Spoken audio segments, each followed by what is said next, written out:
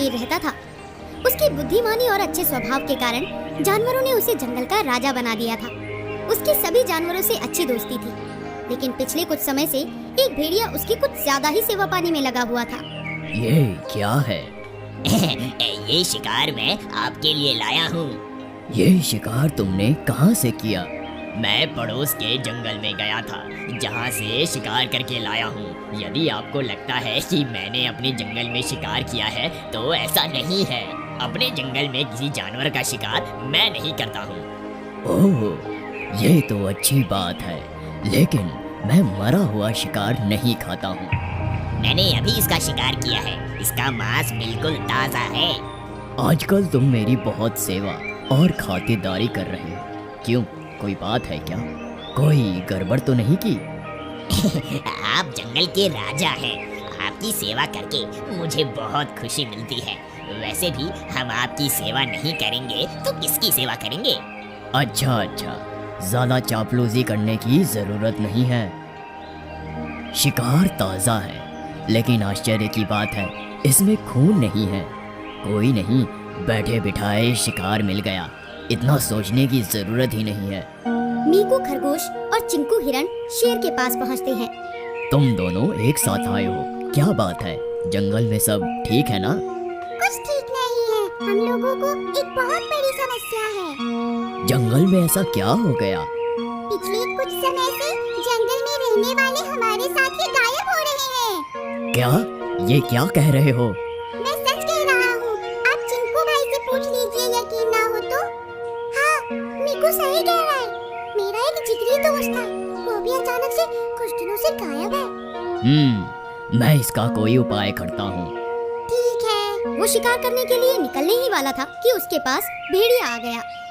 राजा जी, ये लीजिए, मैं आपके लिए हिरन का शिकार करके लाया हूँ। बहुत अच्छा। देखो, मैं तुम्हारे बारे में ही सोच रहा था। क्या हो गया? जंगल में बहुत सारे जानवर गायब हो रहे हैं। ये सब कैसे हो रहा है कुछ समझ नहीं आ रहा। मैं चाहता हूँ कि तुम इसका पता लगाओ। इस काम के लिए मैं तुम्हें मंत्री बना देता हूँ। आपका बहुत बहुत शुक्रिया। आपने मुझे इस लायक समझा। मंत्री बनाए जाने पर भेड़िया बहुत खुश होता है। आज मैं बहुत खुश हूँ। राजा को मुझ पर जरा सा भी शक नहीं हुआ, तभी तो उसने मुझे जंगल का मंत्री बना दिया। मजा आ गया। अब तो मैं किसी भी जानवर का शिकार कर सकता हूँ। अब मेरे खिलाफ बोलने की किसी की भी हिम्मत नहीं होगी। दूसरी ओर भेड़िए को मंत्री बनाए जाने से जानवरों में रोष था। मीकू और चिंकू दोनों आपस में बात करते हैं। राजा ने भेड़िए को मंत्री बना दिया है। मुझे तो उस पर ही शक है। वो निर्दोष होने का नाटक कर रहा है। तुम ऐसा कैसे कह सकते हो? मैंने कई बार रात के समय उसके चेहरे पर खून का निशान देखा है और वो बहुत ही खतरनाक ढंग से मुझे देख रहा था। ओह, ऐसी बात है। हाँ, लेकिन मैंने डर से कुछ नहीं बोला। चिंकू आज फिर से परेशान है क्योंकि उसका एक और दोस्त गायब हो गया है। चिंकू अपने दोस्त मीकू से बात करता है। अब हमें ही कुछ करना पड़ेगा। क्या हुआ चिंकू? मेरा एक और दोस्त गायब हो गया है। पता नहीं कौन है जो जंगल से एक एक करके सभी जानवरों को गायब कर रहा है। हाँ। जानवर एक बार फिर से राजा से शिकायत करते हैं, जिससे राजा भी चिंतित हो जाते हैं। अब हमें खुद इसका पता लगाना पड़ेगा। शेर को भेड़िए पर शक हो जाता है। वो छिपकर उस भेड़िए का पीछा करता है। तभी वो देखता है कि भेड़िया एक हिरन का शिकार करता है और उसका खून चूसने लगता है। ये देखकर शेर बहुत ही डर जाता है। ये भेड़िया नहीं है, भेड़िए के भेष में कोई और है। मुझे इसके बारे में पता लगाना होगा। शेर अपने दोस्त बंदर से भेड़िए के बारे में बात करता है। बंदर भाई, मैं तुमसे कुछ बात करने आया हूँ। अरे भाई, मुझे बुला लेते। मैं तो आपका छोटा भाई हूँ। नहीं, कोई जरूरी बात करनी है। क्या हो गया? शेर बंदर को भेड़िए के बारे में पूरी कहानी बताता है। फिर तो ये कोई भूत है जो भेड़िए के शरीर में प्रवेश कर गया है। ओह, तो अब क्या करें? मेरे पास एक उपाय है। उसे बहला फुसलाकर एक गहरी खाई में गिरा देते हैं, जिससे वो कभी वापस हमारे जंगल में नहीं नहीं आ पाएगा। ये सही आइडिया है। बंदर भेड़िए को बहला फुसलाकर एक खाई के किनारे ले जाता है और उसे पीछे से धक्का दे देता है। बचाओ बचाओ, मर गया रे, अरे मर गया। बड़ी मुसीबत से पीछा छूट गया। जब बंदर वापस लौटने लगता है तो खाई से भूत के हंसने की आवाज आती है।